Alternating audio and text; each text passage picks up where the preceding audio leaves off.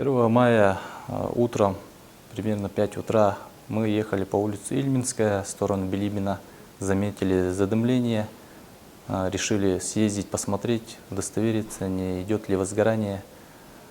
По приезду по адресу убедились, что идет пожар в частной территории, то есть горел гараж, после чего незамедлительно доложили дежурную группу, чтобы вызвали пожарный расчет. И нами было принято решение перепрыгнуть через забор. То есть напарник перепрыгнул через забор, открыл дверь, после чего незамедлительно сразу забежали в дом, чтобы вытащить людей. Проследовав дом, навстречу вышел мальчик.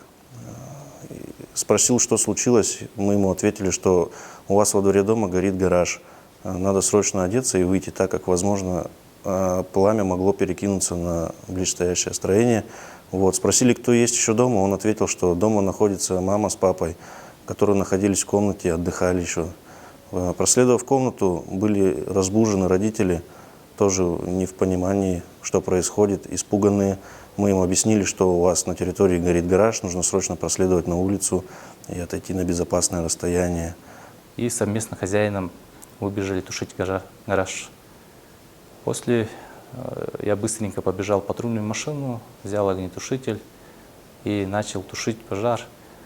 Соответственно, с хозяином все троем тушили всеми средствами, пытались удержать возгорание, потому что рядом находилась газовая труба. Возможно, было бы большое возгорание. Хозяину сказали, чтобы он быстро перекрыл газ. Давайте быстрее! Там газ есть? Есть. Где он отключается? Не знаю. А? Выключил. Выключил, да?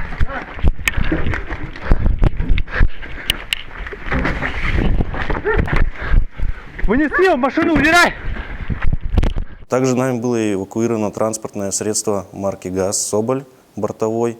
Так как он стоял рядом с гаражом, была вероятность возгорания транспортного средства. Во избежание было принято решение его эвакуировать. Пытались потушить пожар своими силами до приезда пожарной части. Сотрудниками пожарной части был пожар локализован, пострадавших в пожаре нет.